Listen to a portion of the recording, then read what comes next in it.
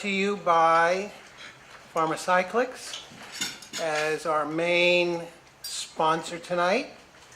For those of you who do not know who Pharmacyclics is, they are the people that distribute locally a drug called ibrutinib. And that's a drug you're going to hear a lot about this evening. We also want to welcome the Leukemia Lymphoma Society, as well as the makers and distributors of idelalisib, another drug that is relatively new to the market since I stopped working in the hospitals. So, to let you also know, everybody, this meeting is going to be videotaped and will be placed for review on the Flasco website. And to access that website, it's Flasco, FLASCO.org, O-R-G. And it'll probably be up and available starting the 1st of next month.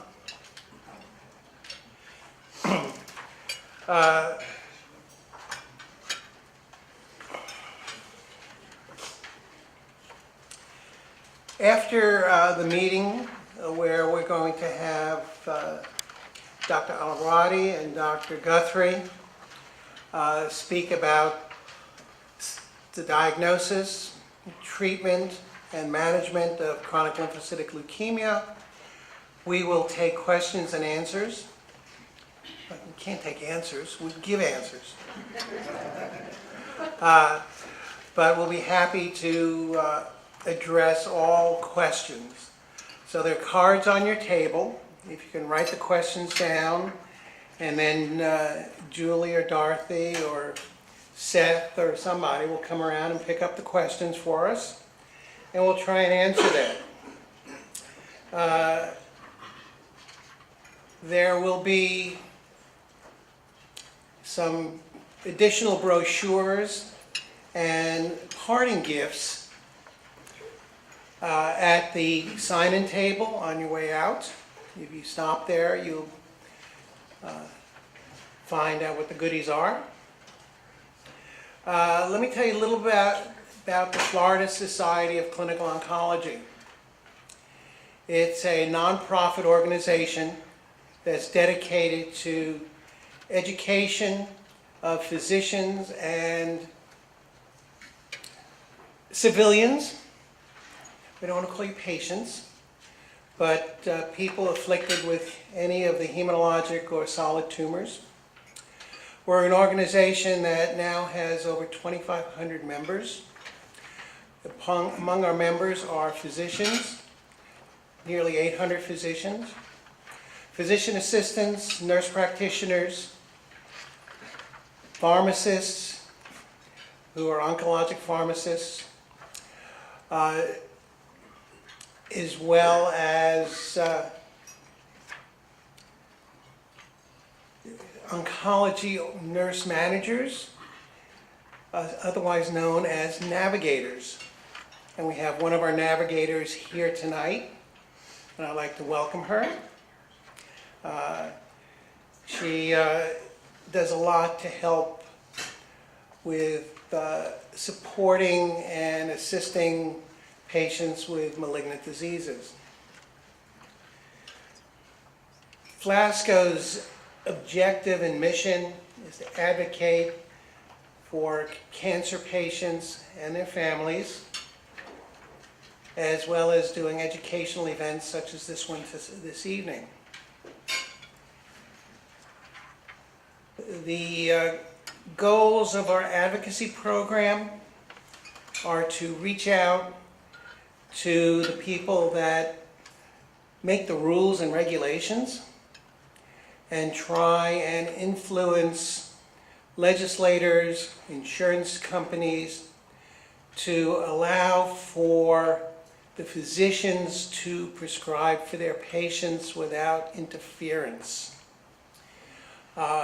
There's an issue that occurs in the managed care milieu called fail first step therapy, in which insurance companies won't pay for certain products unless you failed previous products.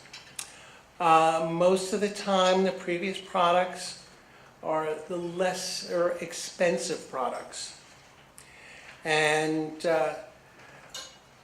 Flasco advocates that if a particular pharmaceutical is FDA approved and has an FDA approved indication, it should be available for people who meet that indication and not have to take something that we know is not going to work, or something you took because you had a different insurance company 2 years ago and it didn't work then and it's not going to work now. And so I just got back from Washington, D.C. 2 weeks ago, where we met with the FDA director and some of the senators to try and convince them that these kind of manipulations are not in the cancer patient's best interests, but are in the best interests only of the people that want to make more money. So, Seth, up here on the podium, is with Leukemia and Lymphoma Society. They provide that little handbook that's on your tables. Please look at them now or when you get home later. It has a lot of valuable information. They're notebooks. We're going to have the CLL books here a little later. Oh. Okay. So those are for taking notes. Very good.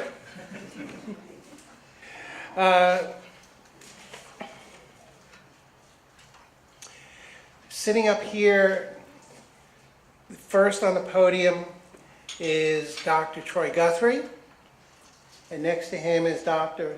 Alawati, who is from Mayo Clinic. Dr. Guthrie's from University of Florida, Jacksonville, and 21st Century Oncology. They will be discussing the disease, the treatment, and what's new and coming forth with this disease, which has changed radically over the past 10 to 15 years with what we call small molecule drugs. We call immune modulating drugs. We call monoclonal antibodies. When I was treating patients, we had 2 monoclonal antibodies. There are now 5. We had chemotherapy, which I know one person in the room took a lot of, and he still has less hair than I do. You know, things have changed from where we previously had to basically wipe out the bone marrow in the body to where now everything is going to all oral. And that leads to other issues that we'll talk about in a little bit. Dr. Roy from Mayo Clinic had an emergency tonight and will not be here to discuss bone marrow transplants, but Dr. Alawati will address those issues. He and Dr. Roy have worked together for many years. Dr. Roy used to be part of the group that I belonged to when we were the Baptist Cancer Institute before MD Anderson. And so I miss seeing him again. We'll have talks about nutrition, talks about patient advocacy, and talks about caring for the caregiver. So I'm going to turn the podium over to Dr.